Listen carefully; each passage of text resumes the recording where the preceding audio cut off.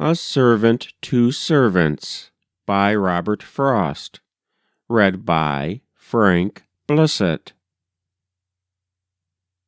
I didn't make you know how glad I was to have you come and camp here on our land. I promised myself to get down some day and see the way you lived, but I don't know. With a house full of hungry men to feed, I guess you'd find... It seems to me I can't express my feelings any more than I can raise my voice or want to lift my hand. Oh, I can lift it when I have to. Did ever you feel so? I hope you never. It's got so I don't even know for sure whether I am glad, sorry, or anything. There's nothing but a voice-like left inside that seems to tell me how I ought to feel and would feel if I wasn't all gone wrong. You take the lake. I look and look at it. I see it's a fair, pretty sheet of water. I stand and make myself repeat out loud the advantages it has, so long and narrow, like a deep piece of some old running river, cut short off at both ends. It lies 5 miles straight away through the mountain notch from the sink window where I wash the plates, and all our storms come up toward the house, drawing the slow waves whiter and whiter and whiter.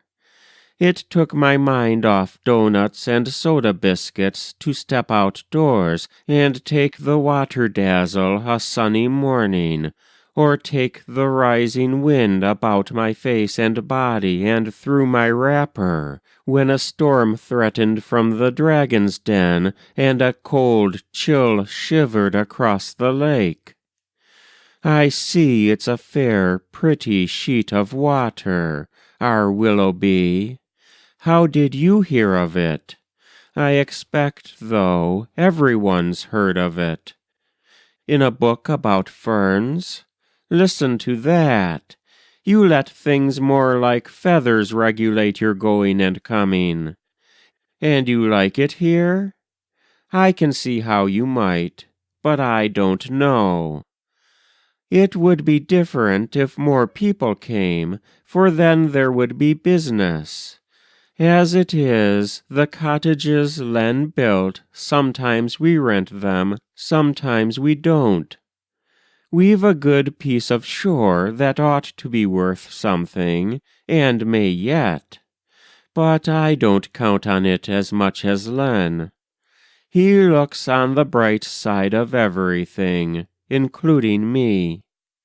He thinks I'll be all right with doctoring. But it's not medicine. Lowe is the only doctor's dared to say so. It's rest I want. There, I have said it out. From cooking meals for hungry hired men and washing dishes after them. From doing things over and over that just won't stay done. By good rights I ought not to have so much put on me. But there seems no other way. Len says one steady pull more ought to do it. He says the best way out is always through. And I agree to that, or in so far as that I can see no way out but through. Leastways for me, and then they'll be convinced. It's not that Len don't want the best for me. It was his plan our moving over in beside the lake from where that day I showed you we used to live, 10 miles from anywhere. We didn't change without some sacrifice, but Len went at it to make up the loss. His work's a man's, of course, from sun to sun. But he works when he works as hard as I do, though there's small profit in comparisons. Women and men will make them all the same, but work ain't all. Len undertakes too much. He's into everything in town. This year it's highways, and he's got too many men around him to look after that make waste. They take advantage of him shamefully, and proud, too, of themselves for doing so. We have 4 here to board, great good-for-nothings, sprawling about the kitchen with their talk while I fry their bacon. Much they care. No more put out in what they do or say than if I wasn't in the room at all. Coming and going all the time they are. I don't learn what their names are, let alone their characters, or whether they are safe to have inside the house with doors unlocked. I'm not afraid of them, though, if they're not afraid of me. There's 2 can play at that. I have my fancies. It runs in the family. My father's brother wasn't right.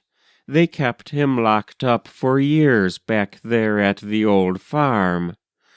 I've been away once. Yes, I've been away. The state asylum. I was prejudiced. I wouldn't have sent any one of mine there. You know the old idea.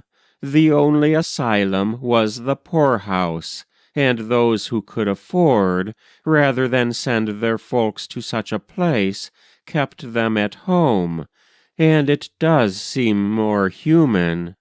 But it's not so. The place is the asylum. There they have every means proper to do with, and you aren't darkening other people's lives, worse than no good to them, and they no good to you in your condition. You can't know affection or the want of it in that state. I've heard too much of the old-fashioned way. My father's brother, he went mad quite young. Some thought he had been bitten by a dog, because his violence took on the form of carrying his pillow in his teeth. But it's more likely he was crossed in love, or so the story goes. It was some girl. Anyway, all he talked about was love. They soon saw he would do someone a mischief if he wa'n't kept strict watch of, and it ended in father's building him a sort of cage, or room within a room, of hickory poles, like stanchions in the barn, from floor to ceiling. A narrow passage all the way around. Anything they put in for furniture he'd tear to pieces, even a bed to lie on. So they made the place comfortable with straw, like a beast's stall, to ease their consciences. Of course they had to feed him without dishes. They tried to keep him clothed, but he paraded with his clothes on his arm, all of his clothes. Cruel, it sounds. I suppose they did the best they knew, and just when he was at the height, father and mother married, and mother came, a bride, to help take care of such a creature, and accommodate her young life to his. That was what marrying father meant to her. She had to lie and hear love things made dreadful by his shouts in the night. He'd shout and shout until the strength was shouted out of him, and his voice died down slowly from exhaustion. He'd pull his bars apart like bow and bowstring, and let them go and make them twang until his hands had worn them smooth as any ox-bow. And then he'd crow as if he thought that child's play, the only fun he had. I've heard them say, though, they found a way to put a stop to it. He was before my time. I never saw him. But the pen stayed exactly as it was, there in the upper chamber in the L, a sort of catch-all full of attic clutter. I often think of the smooth hickory bars. It got so I would say, you know, half fooling, it's time I took my turn upstairs in jail. Just as you will till it becomes a habit. No wonder I was glad to get away. Mind you, I waited till Len said the word. I didn't want the blame if things went wrong. I was glad, though, no end, when we moved out, and I looked to be happy, and I was, as I said, for a while, but I don't know. Somehow the change wore out like a prescription, and there's more to it than just window views and living by a lake. I'm past such help, unless Len took the notion, which he won't, and I won't ask him. It's not sure enough. I s'pose I've got to go the road I'm going. Other folks have too, and why shouldn't I? I almost think if I could do like you, drop everything and live out on the ground. But it might be, come night, I shouldn't like it, or a long rain. I should soon get enough, and be glad of a good roof overhead. I've lain awake thinking of you, I'll warrant, more than you have yourself, some of these nights. The wonder was the tents weren't snatched away from over you as you lay in your beds. I haven't courage for a risk like that. Bless you, of course, you're keeping me from work. But the thing of it is, I need to be kept.